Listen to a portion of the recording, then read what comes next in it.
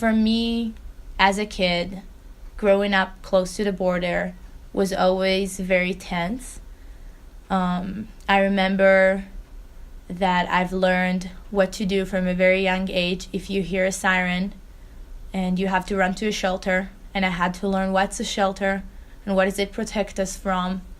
And the first time that I remember hearing the word rocket was in 4th grade, when my mom told me I can't go to school because bad people, are shooting rockets on us and it's very dangerous. So I have to stay home, and if I hear the siren, I have to run to the shelter.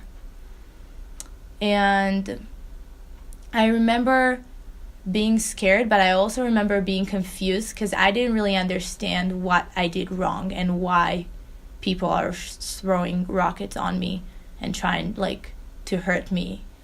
Where I live is 11 miles from the Gaza border, and we get a siren. And then for high school I went to somewhere closer to border, which is 3 miles from the border. So then moving to closer to the border, you don't have a siren because siren takes a lot of time to put on. They just had this red code screaming out of the microphones, and everyone needs to you have literally 10 seconds. First year in high school was 7th grade. I had the first time I heard the red code, and I remember exactly what happened. It was everyone was at lunchtime, so everyone was outside, and my class specifically was a shelter, and I was around it, but I wasn't really close to it. So we all heard the red code, and I didn't even understand that means to go to the shelter because I was used to sirens where I lived. And then I saw all my friends crying and running, and I was like, what is happening? And one of my friends just grabbed my hand and pushed me into the classroom until I get and then I get to the classroom and I see all the people around me crying and freaking out. And I was like, what happened? I don't understand. And then we watch from the window, we see the rocket and we see the Iron Dome from our sides. And the Iron Dome is to neutralize the rocket. So we see this explosion in the sky, and I was like, I felt like it was right, above us, but although it was kind of far away. And all my friend was freaking out, and I was like, what are you freaking out? We're inside a shelter, it's all good. I was like, yeah, but it's scary, and we get really scared because we have not as much time. And then explained to me, I know you came from a school that it's located farther away, so you don't know, but we only have 7 seconds to get to a shelter. And that was a big change because for me, I knew that it was 30 seconds to get to a shelter, so it changed the whole idea of what is a rocket and how fast it can hurt you. In 2016, there was an operation that I remember. It was too risky to go out, so all my family stayed at home, didn't go to school. My mom didn't go to work. And it was 6 a.m. in the morning where my mom woke up dragging me out of bed. And I didn't even understand what happened. I didn't even woke up. She just took me with the blanket, with everything, ran with me to the shelter. And then only when I got into the shelter, she explained to me what had happened. So my older brother, we have 2 floors at home, and my older brother sleeps in the floor upstairs. So during this time, he would sleep in the shelter because my mom would be afraid that he's not going to have enough time to run downstairs. And on this day, when she woke me up, she told me that my older brother was inside the shelter already, which is on our first floor of our house.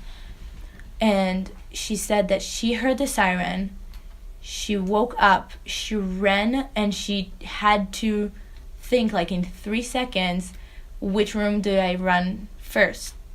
My room or my younger brother's room? So she was running to my younger brother's room, and she told me, I just had a feeling that he would, wake up faster and I could run to your room and you will run faster. And she just made this choice in, like, you have only a few seconds, because then you only have 30 seconds to get into a shelter. And all I remember is that when we got to the shelter, the siren already stopped. Like, it was so fast. It happened so fast. And I didn't even hear the siren because I was sleeping. And I don't know how my mom did, but she did. Thank God she did. And she took us all to the shelter, and I will never forget that she told me, like, I had to choose who to run first. And that's just something that I think no mom should deal with. So that was something that I would never forget. So this is kind of a funny story. Also, during this operation, one night I was in the shower when the siren went on. And I remember I just ran out, took my towel, and ran into the shelter. And I didn't even close the water in the shower, and I was just standing in the shelter with my towel and my brothers and my dad, and I was like, well, this is awkward. But sometimes it's just, you have to do it, because it's either that or risk your life. And you don't want to risk your life. You have to run. You have to be in the shelter. You only have 30 seconds. You don't even have time to close the water. Sometimes it's those little things that takes time. During the last operation in 2016, I really learned how few seconds can change, like, everything. And it was a family that lived on the border, so not 3 miles, not 11 miles, but on the border. And they don't even have an alarm, they don't have the siren, they don't have the red code. They just hear the rocket shoots. That's what they hear, the sound of the rocket. And they know they have to run, and they know they have 3, 5, maybe even 1 second. So, kind of like what my mom was dealing with. There was a family where they had a 1 years old boy and a 4 years old boy, and the mother had to choose what is he gonna do. And you only have 1 second to choose, because the other 3 you have to run. And she picked up the 1 years old because she knew he couldn't run for himself, and the 4 years old can run, but he wasn't fast enough. And sadly, he died from a rocket that was shot on his house, and he wasn't fast enough to get into the shelter. So it just put everything in perspective. So after the last operation, when they got into agreement and everything stopped, and we were back in school, back in jobs, and everything was normal again, my younger brother still kept sleeping in the shelter in our home. And the shelter in our home it's not even a whole room, it's my parents' closet. So he was sleeping on like a sleeping bag in the closet, in my parents' closet, because he was so afraid that there's gonna be a siren in the middle of the night and he's not gonna hear it. So he slept there over a month after everything was done.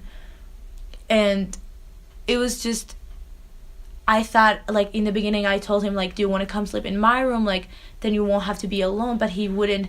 He just wanted to sleep there. He didn't feel safe, and it was scary. And I remember my mom had to bring someone, like a psychologist, to talk to him, to make him, like, feel that he can go back and sleep in his own room and not feel scared because we're safe. Eventually he got over it, but it's hard. It's not easy. I think it's always going to be personal. It's about people. I don't get scared, and I feel very, very safe. Even though I live close to the border, even though I have to deal with, yes, sometimes there are sirens and rockets and terrorists but I feel very safe. And the reason that I feel very safe is because I know that Israel have a very strong army. And for me, joining the army is being part of the country. It's part of being Israeli, because everyone does it, and it's everyone giving their part for the army. So because I felt safe, even living close to the border, I feel safe to go out with my friends, and I feel safe to, travel around Israel and drive into school and do all the things, and I feel safe. And the reason that I feel that is because I know that we have a strong army that protects us, and I know that people older than me served in the army in order to make me feel safe. So now, when it's my time, when I'm 18, I can't even tell you how proud I feel that other people, just like me, will feel the same feeling, because I'm going to be there protecting them. This is the reason that I am proud to be Israeli.